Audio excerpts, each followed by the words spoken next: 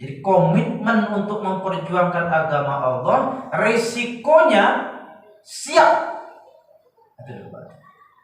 Sebab itu ketika menata Pekanbaru, memperjuangkan Pekanbaru ini menjadi kota perdagangan, pekan namanya Pak. Pekan itu kan pasar. Karena untuk membatasi dominasi VOC dari perbatasan Guntung, bukan Guntung Kateman, tapi Guntung wilayah Sungai Apit dengan Sabaau. Itu ada pulau kecil. Pulau kecil itu disitulah benteng Loji, Pak. Loji itu benteng Belanda. Jadi apabila Sultan ini membawa bahan-bahan dari Pagaruyung, karena tentaranya itu 3, Pak.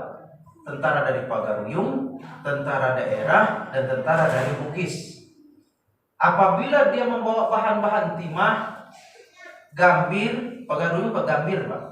Gambir, terus kebetulan rotan dan kayu-kayu kebetulan gaharu, apabila sudah sampai menuju wilayah ke Melaka, pasti ada halangan. Maka ditempatkanlah di Teratak Buluh dahulu, Pak. Disimpan dulu di sana. Ada pelabuhan, ada jembatan, itu di bawah itu tempatnya, Pak. Dulu tidak tahu wilayah tahun 1730 apa 60-an itu tidak tahu wilayahnya bagaimana waktu itu. Dibawalah di mana markas tempatnya untuk sementara ditempatkan di Petapahan. Petapahan itu kota tua, Pak, rupanya, Pak.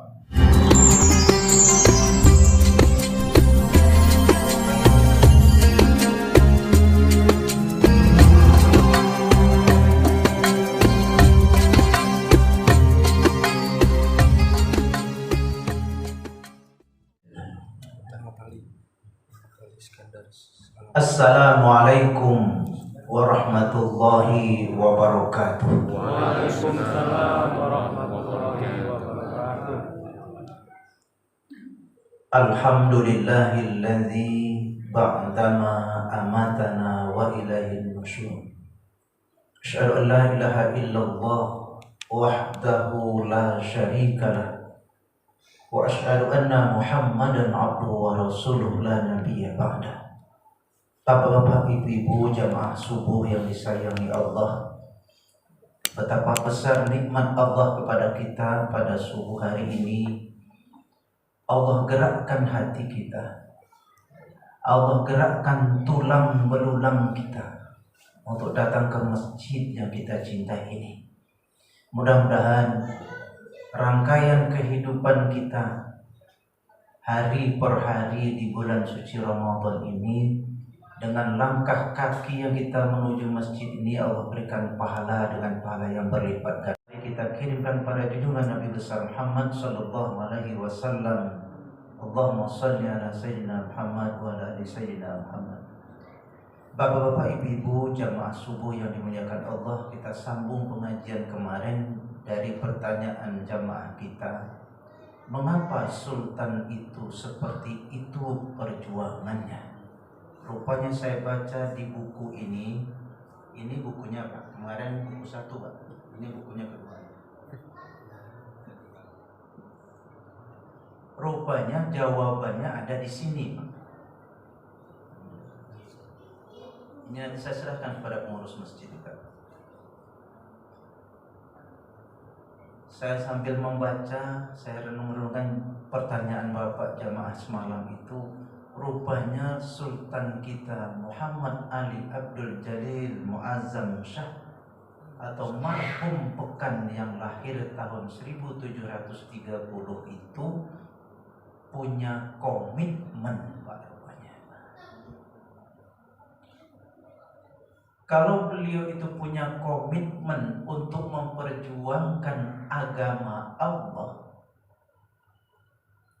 beliau dari semenjak beliau remaja ikut ayahnya Sultan Alamuddin Shah itu. Tidak ada, Pak, dia merasa khawatir karena memang dilatih untuk jadi pimpinan perang pada masa itu. Yang lawannya jelas, siapa itu? Adalah Belanda dan VOC. VOC menguasai perdagangan di wilayah jajaran pesisir timur Belandanya menguasai wilayah-wilayah perbatasan. Disinilah Bapak Ibu yang saya hormati, berhadapannya Sultan Siak ini yang kelima ini, dia berhadapan langsung dengan orang kafiri. Kita takut mengatakan kafirin kalau ndak kul ya ayuhan non muslim, Pak. Memang kafir, Pak. Arti kafir dari kafaro, kafir. Kafir itu adalah orang yang tertutup hatinya. Mengapa kita katakan tidak boleh mengatakan kafir? Nanti Ustaz ditangkap, ya tangkap, lama pula ditangkap. Sedangkan kafir memang ada ayatnya mengatakan kafir. Jadi Bapak Ibu yang saya hormati, setelah saya baca, memang ini pertanyaan Bapak semua. Rupanya komitmennya, Pak.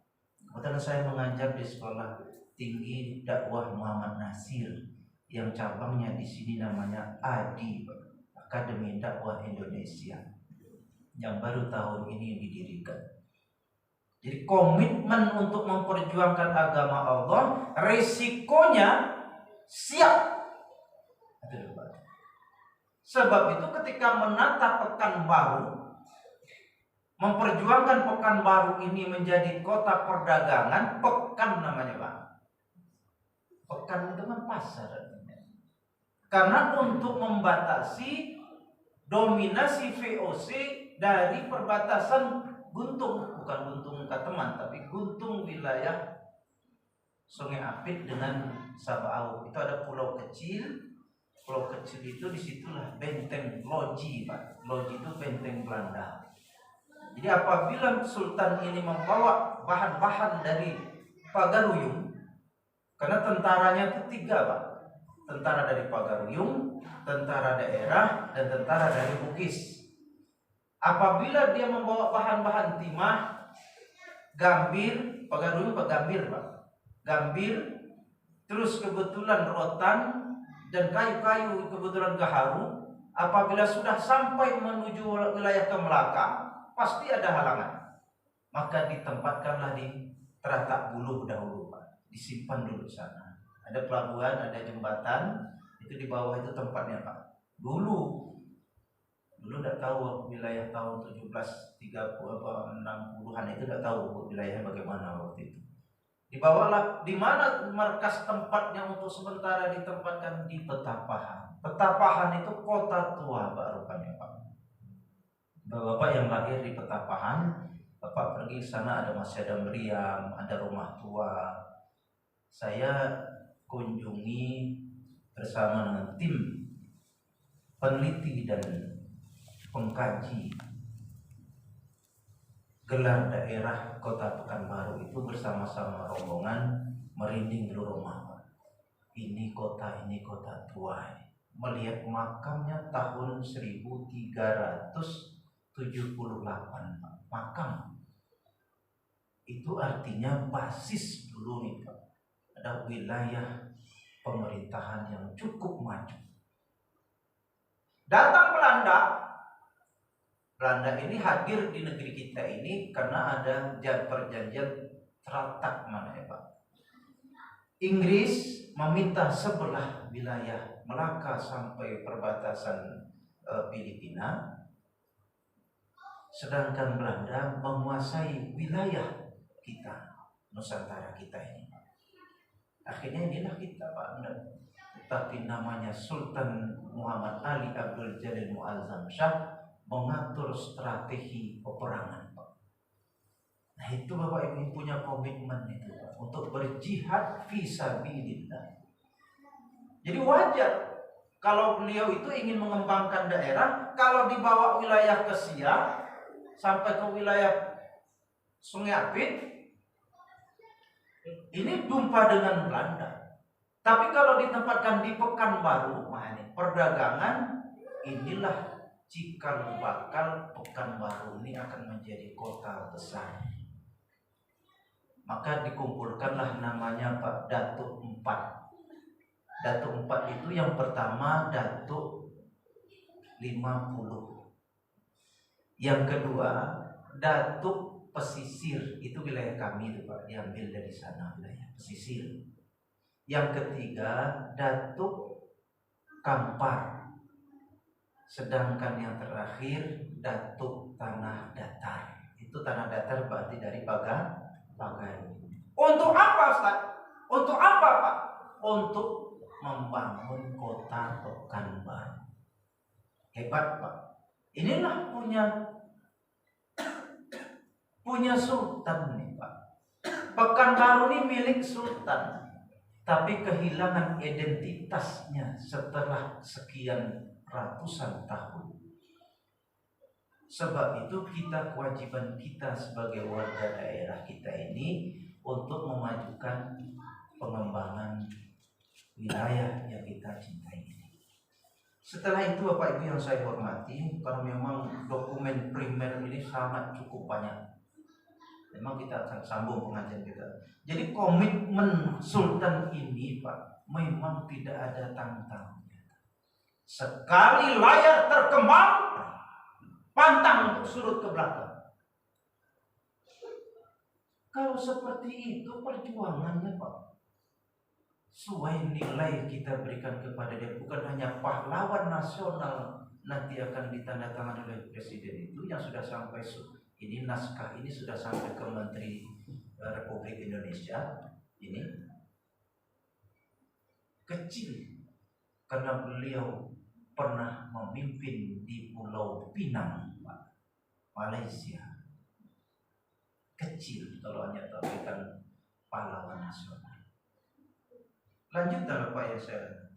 Mengapa jadi komitmen Pak dalam buku Muhammad Nasir sebagai pahlawan nasional? Ini pahlawan nasional nih Pak.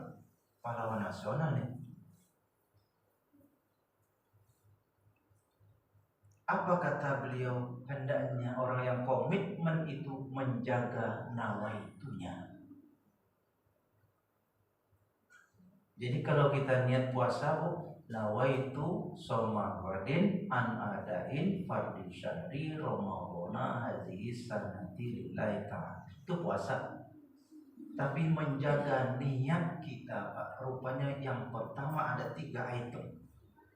Yakni niat kita itu ada visi kehidupan kita dan misi kehidupan Pak.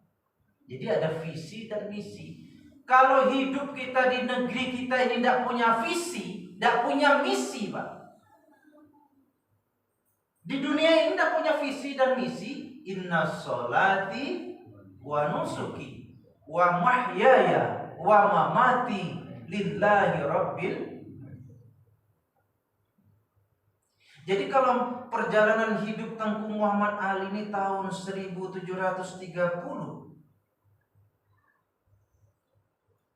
bersama ayahnya Sultan Alam membangun kota Pekanbaru ini, dikuburkan di wilayah itu Pak.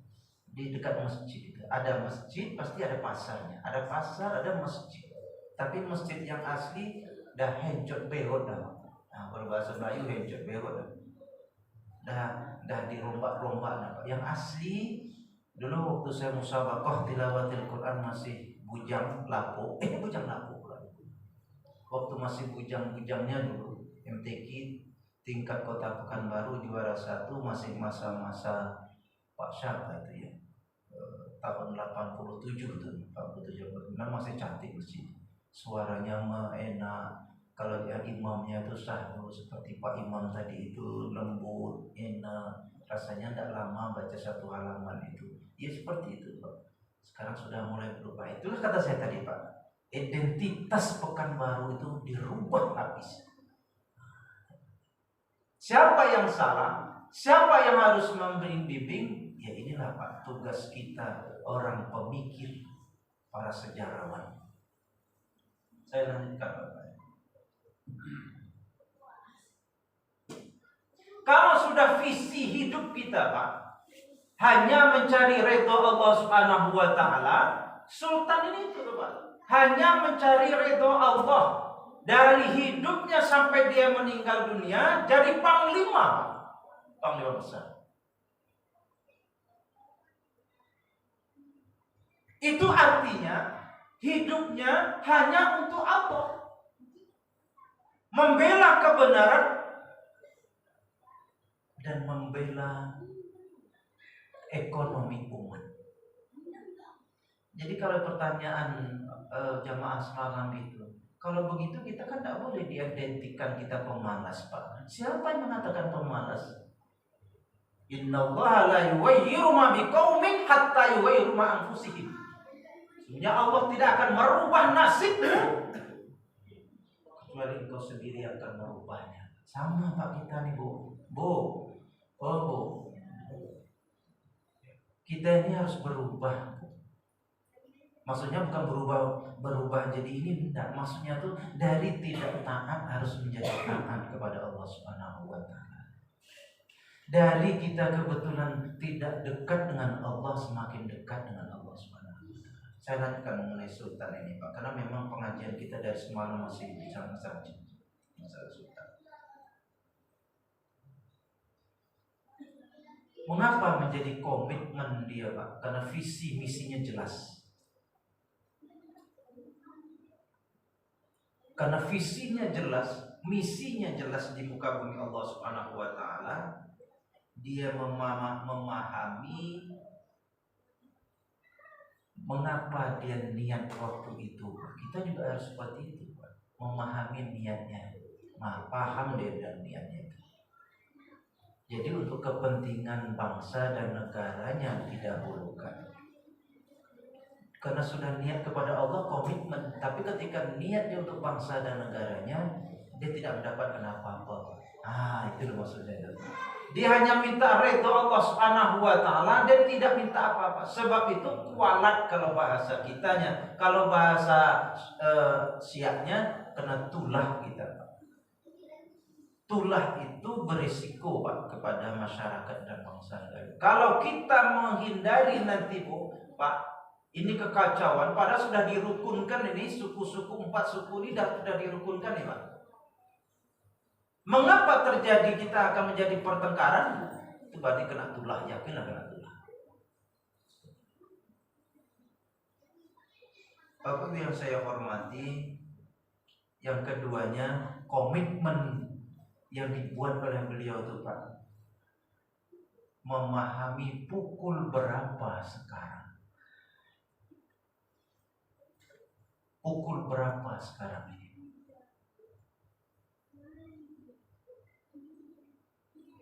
Waktu kita ini, Pak, hanya sebentar. Jadi seumur hidupnya untuk perjuangan Allah Subhanahu wa taala. Bapak Ibu yang saya hormati, Melaka itu dikuasai oleh Portugis tahun 1511. Habis, Pak. Harta benda Sultan Mansur itu habis semua, dibawa semua oleh Portugis. Dikuasailah Portugis. Di saat waktu itu kepemimpinan Sultan Mahmud dalam Salatus Salatin karangan Tan Sri Lanang, itu panggilan Tan Sri Lanang, padahal Tun Mahmud Muhammad. Larilah ke Johor. Dari Johor masih dikejar juga oleh Portugis, berangkat dia pergi ke Bintan. Dari Bintan, Pak, Sultan Mahmud ini istrinya siapa? Tun Fatimah. Tun Fatimah itu anak dari Tun Mutahhir, bendahara Tun Mutahhir. Karena dia membawa barang-barang yang banyak, Portugis tidak senang, akhirnya tenggelam. Perjuangan berdua tadi, Pak, Sultan Mahmud dan Tun Fatimah itu sangat berat, Pak. Tun Fatimah itu dikala di Melaka menjadi panglima, Pak, membela ayahnya. Kalau menurut kita, Pak, Tun Fatimah ini sebenarnya ayahnya dihukum oleh Sultan. Tun Fatimah, Pak, Tun Mutahhir itu dihukum. Suaminya Tun Ali dihukum. Abangnya si Jafar itu dihukum. 4 keluarga dihukum oleh sultan, Pak. Hukum bunuh. Tetapi hukum bunuh itu hasil dari rekayasa Portugis untuk menghancurkan wilayah Melaka. Dibunuh. Tetapi ketika waktu dibunuh di hadapan Tun Fatimah, saat itu juga lah setelah sebulan kemudian dinikahi oleh Sultan Mahmud. Perasaan ibu bagaimana, Bu? Perasaan ibu? Ayahnya, istrinya, suaminya, adiknya, abangnya dihukum oleh Sultan. Tetapi ketika waktu kemudian sudah berlalu, Tun Fatimah ini dinikahinya. Sakit hati, Bu. Seorang perempuan sakit, sejarahnya seperti itu. Tapi apakah Tun Fatimah itu langsung dia mundur? Tidak. Untuk menyelamatkan negeri Melayu waktu itu, Pak, maka dia siap untuk dinikahi oleh Sultan Mahmud dalam rangka untuk membela umat dan bangsa. Ini ada apa enggak? Mati nampaknya. Oh iya, Pak. Oh, mati, Pak. Saya teruskan. Ini cerita sejarah ini memang panjang, Pak. Perjalanan Tun Fatimah, Bapak yang saya hormati, dia sebagai pendekar wanita. Sekarang ini beliau kuburnya dijumpai oleh sejarawan adalah di Kampar. Saya sudah berapa kali mengunjunginya, bukan minta-minta di situ, Pak. Di kubur itu tidak usah minta-minta, Bu. Tapi begitu berat jasa beliau, penderitaan beliau, dan jasanya cukup banyak untuk bangsa negara kita, Pak. Untuk membela negaranya, untuk menghadapi Portugis. Mengapa dia, Pak, mengurungkan diri pindah sampai ke negeri kita ini, ke Melayu ini? Karena memang dikejar terus oleh Portugis. Istilahnya itu, sebelum dia mati, tetap kami akan kejar. Di perjalanan tenggelam kapalnya, habis harta bendanya, maka tetaplah, karena waktu itu Bono itu udah seperti dulu, Pak. Dulu besar tuh Bono tuh, karena dalam. Maka sampailah melewati dari sungai Kampar itu, Pak. Dulu Kampar bukan Pelalawan, Pak. Kampar namanya. Kalau di kitab Salatus Salatin itu tahun 1378 ditulis di tahun 96 sampai ke Kampar. Sekarang dimakamkan di Sungai Tonang, Bangkinang. Bapak kesana nanti ada tandanya apa, Pak? Dalam syair anaknya namanya Tun Terang, anaknya itu, Pak, Tun Terang. Dalam syair itu, Bunda, jika Bunda nanti wafat, itu hebatnya, Pak, bahasa orang tua-tua dulu. Apabila Bunda nanti wafat, bukan mati, Pak. Kita sekarang mati doa amnya. Dulu tidak ada, Pak. Apabila Bunda wafat, nanti akan kami kuburkan di sebuah kuburan yang tinggi, di syairnya, Pak. Dan akan kami kasih tanda di atasnya pohon kemboja. Maka pohon kemboja itu, Pak, sampai hari ini, Pak, masih hidup tua, Pak. Berapa tuanya itu? Sedangkan beliau meninggal tahun 1526 masih. Pertanyaan saya, Pak, pasti ini tumbuhnya dari bibit, tumbuh mati, tumbuh begitu, Pak. Tua, Pak, sangat tua. Kemarin dikunjungi oleh Perdana Menteri, bukan Perdana Menteri, Menteri Dalam Negeri Malaysia. Saya berkewajiban, Pak, sebagai pengurus sekretaris Dunia Melayu Dunia Islam Provinsi Riau, karena selalu ditelepon oleh timbalan dari Gubernur Melaka, Pak Taslim, lihatlah makam Tun Fatimah, jika tidak nanti, jika coba kalimatnya, jika tidak dilihat atau tidak dirawat, maka akan kami ambil itu, kami pindahkan ke Melaka. Sedih saya Pak sebagai warga Pekanbaru dan juga sebagai bangsa kita di Riau ini. Kayak saya kunjungilah dengan anak saya dengan mobil di rumah itu. Sampai di sana saya berdoa, ya Allah, karunialah kepada Tun Fatimah ini menjadi sejarah kehidupan kita bersama.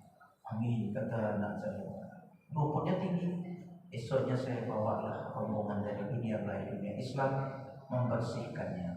Bapak-bapak pergi kalau ke sana ada namanya Sungai Tonang, desa Sungai Tonang, kecamatan apa namanya itu Pak? Kampar kiri atau kampar kanan? Nah, nanti bapak dari sebelah sungai. Ada orang tidak percaya, itu kan sejarawan. Sungai itu dulu dalam.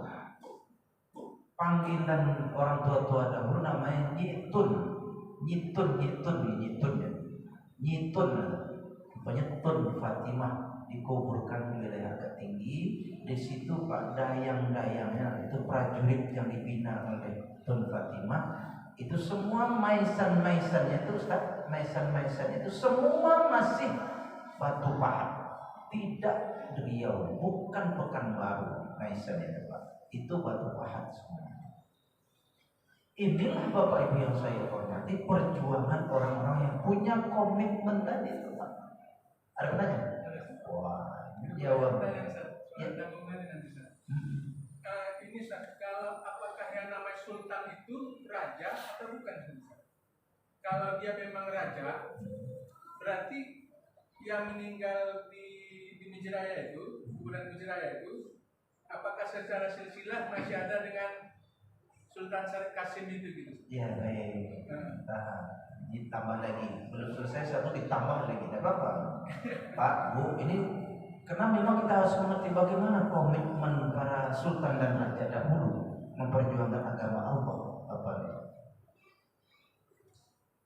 Dari kaitan silsilah itu Pak, silsilah beliau ini di dalam silsilah ini dokumen apa nih Pak? Dokumen ini tidak ada di sini Pak. Ini dokumen ini sudah di Belanda semua Pak. Dokumen asli ini tidak ada di sini. Ini di Belanda semua. Bagaimana Pak Taslim bisa mendapatkan? Nah, itulah seorang peneliti itu Pak. Saya ceritakan pada Pak ini kebetulan yang ditanya pas ini. Syarif itu menantunya, bukan dari Kesultanan Johor. Dia ini kan datang dari Sultan Johor nih Pak. Dari Melaka pindah ke Johor. Sultan Kecik namanya itu, yang kebetulan panggilannya itu Raja Kecik. Dia ini diasuh anaknya embung besar. Dia ini Pak, Ndut ini kebetulan kan ini dibunuh. Kebetulan kan dibunuh di Sultan Mahmud Pak. Siapa yang membunuh? Yang membunuh adalah Daeng Pirani. Ketika waktu di sewenang-wenang memimpin. Itu Pak, kalau dulu raja itu atau sultan itu sewenang-wenang itu raja disembah. Tapi kalau sudah menyalahi syariat, tidak ada lagi Pak. Memang dibunuh Pak. Bunuh masih dalam pangkuan begini, dibunuh, meninggallah dia. Tetapi meninggalnya itu dia punya anak. Anaknya itu memimpin Johor. Johor itu ketika waktu Sultan Kecil si kecil ini yang 1723 nih Pak, umurnya masih dikandung ibunya, itu di Johor. Dilarikan oleh prajurit Pagaruyung. Apa? Dibawa ke Pagaruyung, waktu kesultanan masih ada, namanya Sultan Alam Shah.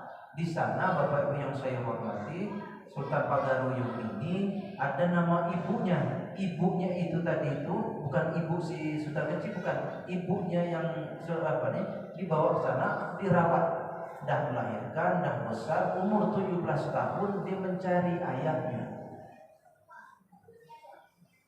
Berangkatlah menuju ke Riau. Dia bertempat di Kabupaten Bengkalis, menetap di situ Pak. Tapi punya keinginan, wahai kawan-kawan, wahai para bapak-bapak yang kebetulan ini, mari kita serang coba. Bu, banyaklah yang tidak punya keturunan. Ini Pak. Yang tidak punya keturunan itulah melahirkan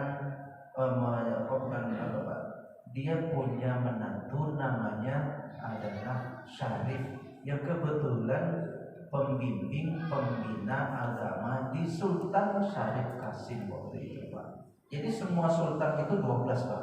Mari saya ceritakan. Jadi saya sebutkan supaya kita tidak ragu.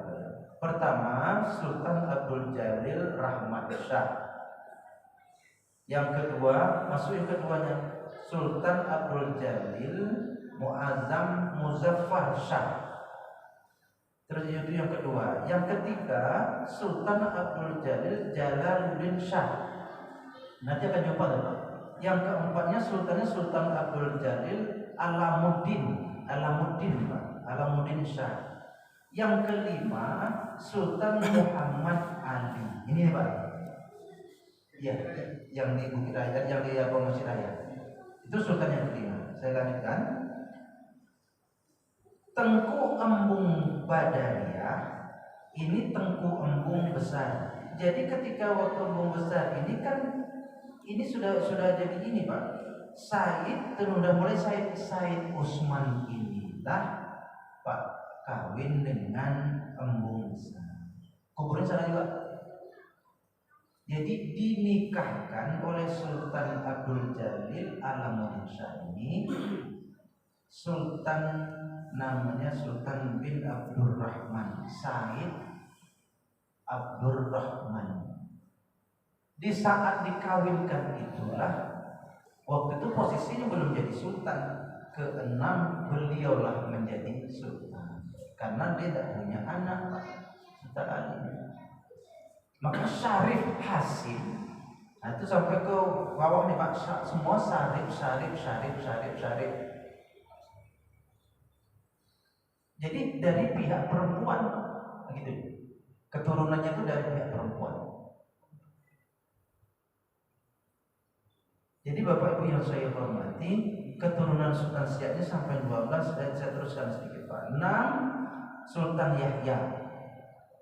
Yang ketujuh Sultan Syarif Ali. Yang mulai itu Pak, karena betul perkawinannya Pak. Dari embung besar tadi itu punya Sultan Syarif Ali, punya bagi Tengku. Mulai Tengku Pak. Terus punya anak lagi dia Tengku siapa ini? Syarifah. Dia dah boleh Syarifah nih Pak. Jadi Bapak Ibu yang ke-8 Sultan Syarif Hasim. Mulai Pak. Jadi keturunan yang ini yang dari Johor itu habis, maka berpindah kepada Syarif. Itu semua Pak yang mendampingi kami di ini adalah silsilahnya sampai ke Rasulullah SAW. Ini kebetulan di sini Pak. Kadang merinding dulu Romai kalau ada jumpa dengan beliau.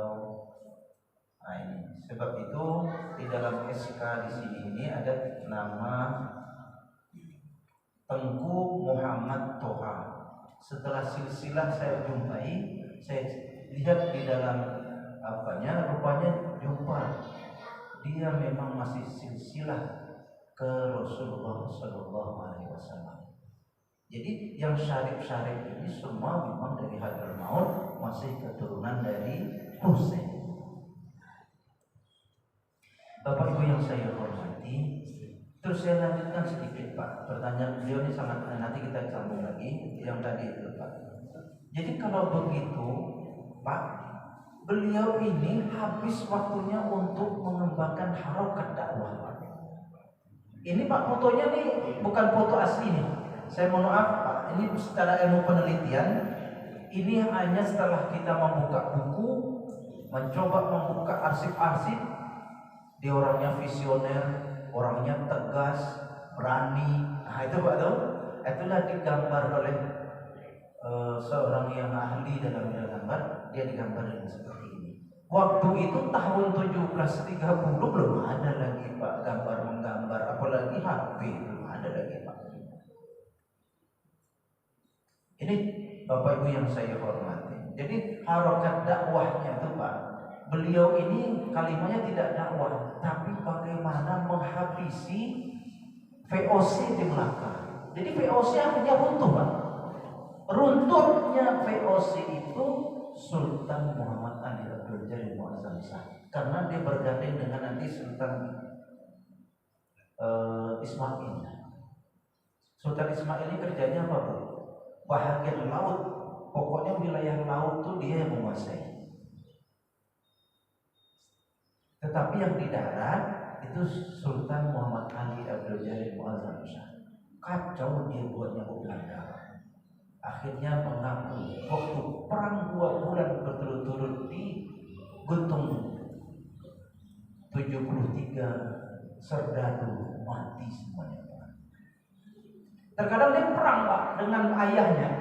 Ayahnya dari Johor ingin mengambil alih Kesultanan Siak. Seolah-olah dia perang, tapi bermain mata dengan ayahnya. Ayahnya ini dekat dengan VOC. Sedangkan marhum Pekan tidak. Tapi ketika waktu ayahnya mau mengambil alih kedudukan sultan, diserahkan oleh Sultan Ali. Tetapi ketika waktu Ali itu dia tetap dipakai Pak menjadi panglima besar. Bermain matunya dengan ayahnya. Karena tidak dibolehkan oleh Abdul Jalil. Kamu di dalam naskah tua ini Pak, tidak boleh berkelahi antara keluarga. Karena kita akan menghadapi kafir. Kafir Pak, ditulisnya kafir. Jadi kata saya mohon maaf, mengapa kita hari ini tidak boleh mengatakan kafir itu, mengapa itu? Inilah Bapak Ibu yang saya hormati. Mari kita sebagai warga negara yang kita cintai ini Pak, termasuk Pekanbaru ini, banyak Pak, saya ulang kembali kemarin pengajian kita, orang luar negeri sekarang ini banyak yang berduyun-duyun ke Indonesia. Belajar pun Pak banyak yang ke Indonesia, karena memang kita Pak diberikan keberkahan oleh Allah Subhanahu wa taala beribadah. Ada sebuah penelitian hari ini Pak, Nabi Nuh pun pernah ke Indonesia. Itu tahun ribuan tahun itu Pak. Nabi Sulaiman pun dalam sejarahnya kita pernah singgah ke Nusantara ini. Nabi Ibrahim, istrinya yang terakhir itu menurut kita kan hanya 2, namanya Konturoh. Itu orang Sumatera. Nah, coba itu. Kita tidak pernah sampai situ belajar, karena tidak pernah mengkaji sejarah. Seolah sejarah itu masa lalu. Betul, Al-Quran yang kita baca itu masa lalu, masa sekarang, dan masa yang akan datang. Tapi masa lalu tidak pernah kita baca. Akhirnya Bu, adik-adik anak-anak kita Pak, buta dengan sejarah hidupnya. Sebab itulah komitmennya untuk membangun agama, bangsa dan negara itu semakin rendah. Inilah orang orientalis itu Pak. Orientalis itu namanya oren itu timur, talis itu adalah orang-orang yang mengkaji tentang timur Pak.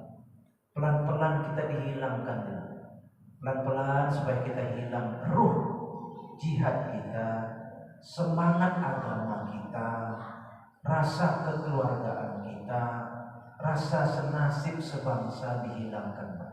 Nah ini Bapak Ibu saya tanya. Sebab itu mengapa kami kupas ini Pak pada subuh hari ini kami kaitkan dengan perjuangan para ulama dan para pahlawan nasional ini. Karena memang komitmennya untuk agama Allah berjuang, ridho Allah. Nah coba ini kan saya disampaikan sampai Sultan Syarif Qasim Pak, yang kebetulan sudah menjadi pahlawan nasional. 13 juta konten diserahkan kepada Soekarno untuk membangun bangsa kita ini. Mana ada seperti itu, Pak? Harta bendanya diserahkan kepada Soekarno. Kalau kita kan ngapu pula. Karena memang kepentingannya hanya kepentingan ridho Allah Subhanahu wa Ta'ala. Jadi siapa yang akan menghancurkan negeri kita ini kena tulang, Pak. Yakin kena tulang. Bapak Ibu yang saya hormati, besok Pak. Apa?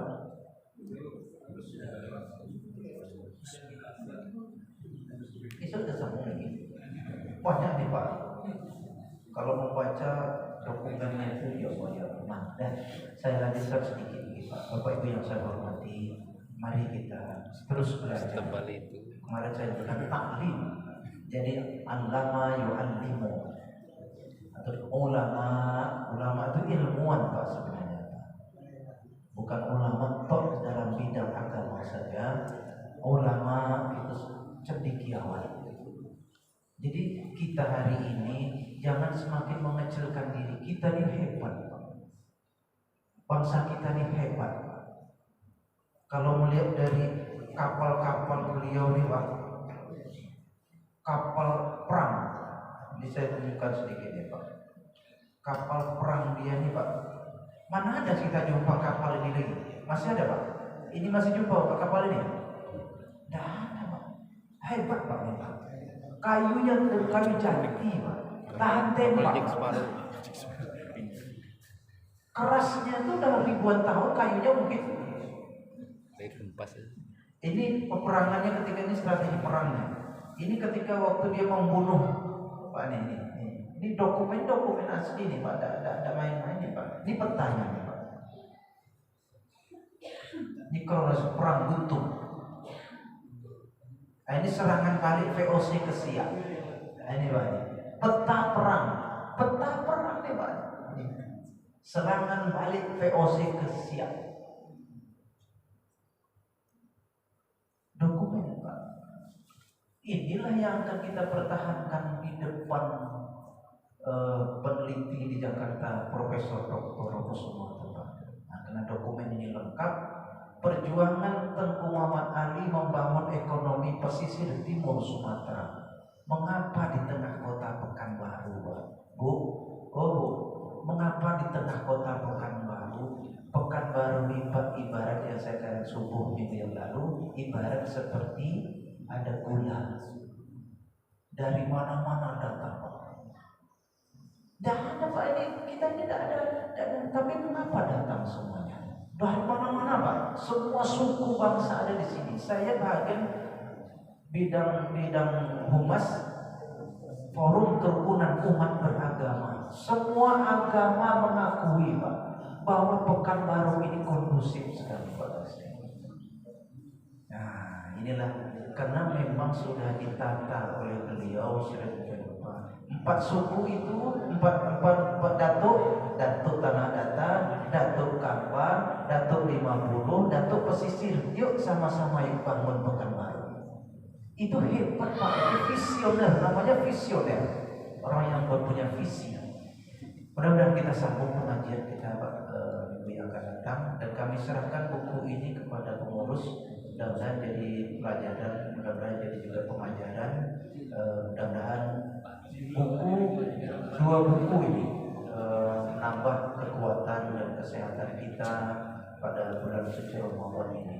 Bapak yang saya muliakan, minggu yang akan datang kita lanjutkan mengenai harapan dakwah, bagaimana beliau membangun agama di kota Pekanbaru ini sampai hari ini. Subhanallah wa bihamdihi, astaghfiruka wa atubu ilaik. Billahi taufiq wal hidayah. Assalamualaikum warahmatullahi wabarakatuh.